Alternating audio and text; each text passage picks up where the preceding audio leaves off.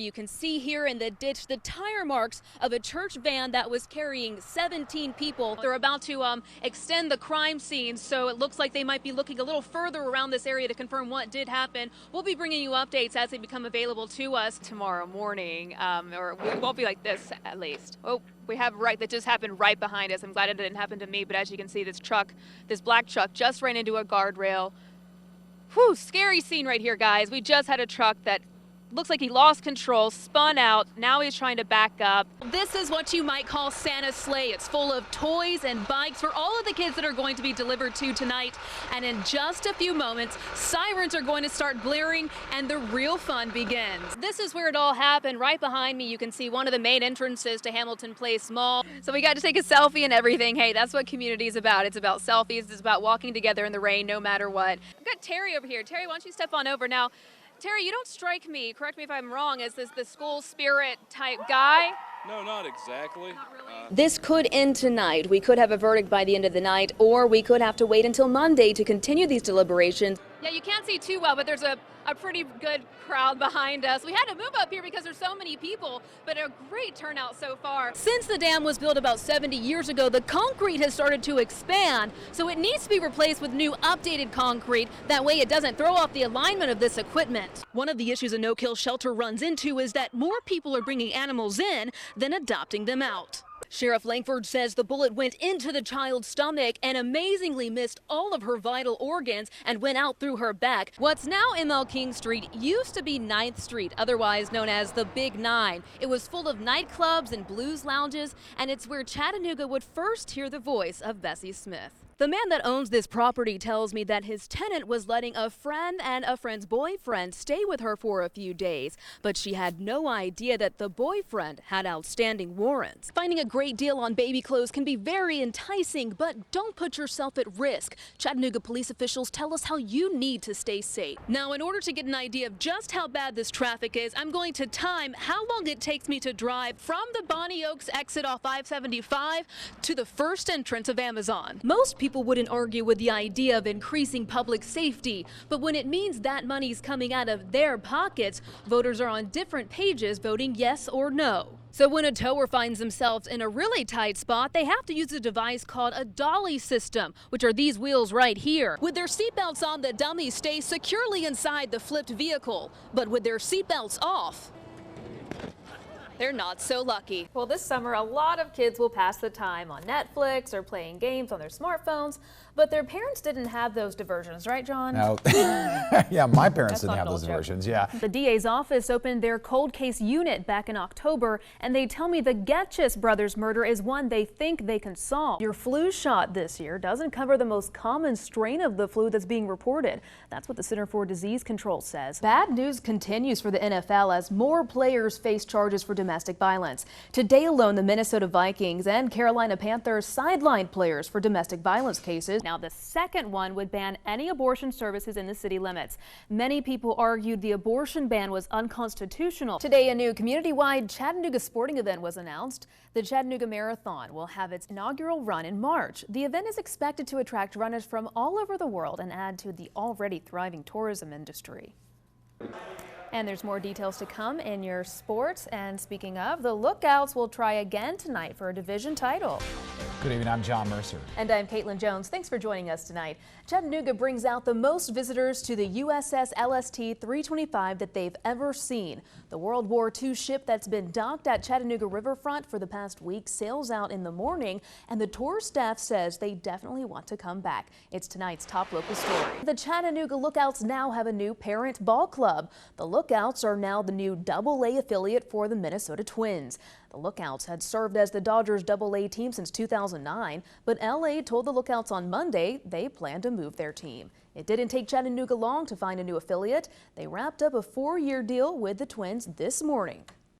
Rick Nyman will have more on the Lookout's new marriage with the Twins coming up later in sports. Fort Payne police investigate what caused a wreck that took the lives of 2 people just after midnight. Officers found the car overturned and in flames. Firefighters got the 2 victims out. The driver was 23-year-old Miguel Jose Jr. He was taken to the hospital but passed away from his injuries. His passenger, 24-year-old Antonio Martin, also died.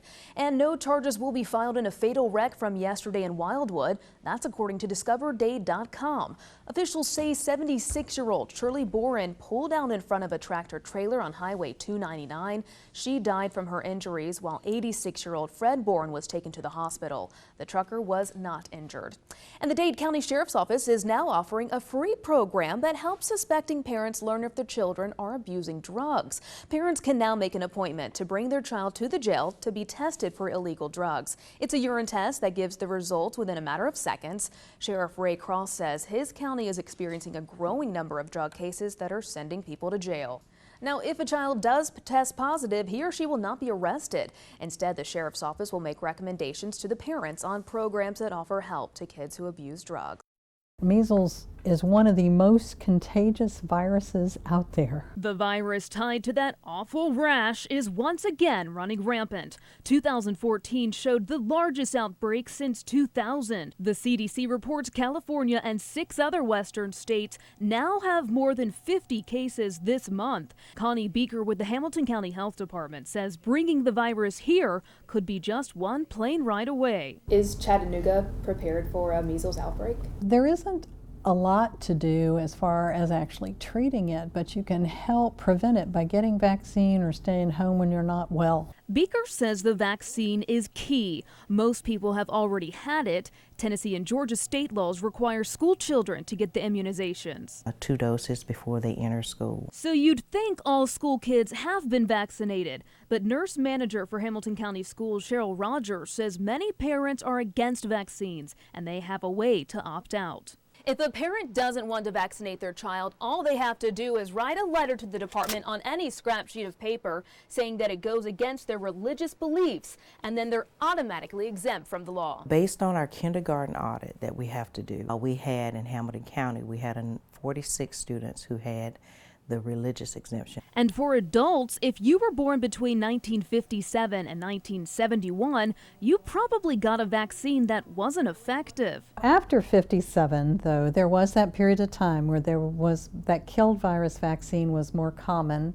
Those people, if you have any way of knowing, are probably not protected from the measles today. In Hamilton County, Caitlyn Jones, WDEF News 12. Numbers can mean a lot. And so why the number 13? 13 was Chad's favorite number. Chuck Lambert is a welder in Hamilton County who recently lost his son to suicide. Chad took his life on his 36th birthday. And the number 13 is once again relevant. The numbers of suicides in Tennessee have just been reported for the year 2013. It's a total of 1,017 reported suicides, 53 in Hamilton County alone. And to Chuck, those aren't just numbers, they're people. Well, those people are somebody's child, they're somebody's husband, they're somebody's wife. And in order to bring those numbers down, Donna Maddox with the Johnson Medical Health Group says we need to start talking more openly about suicide. People that may feel that they have no hope for something changing in their life or being better in their life.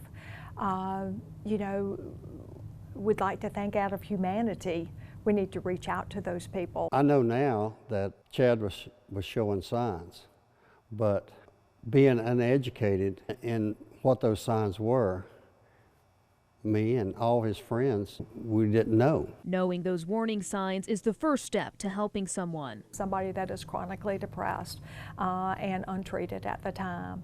But it can be as much as withdrawing from their friends and family. If you recognize those signs in a loved one, Crisis Walk-In Center Director Lisa Higgins says it's imperative to talk to them about it. Talking with them with compassion and letting them know that you care. The next step, helping them to get the help that can save their lives. In Hamilton County, Caitlyn Jones, WDEF News 12.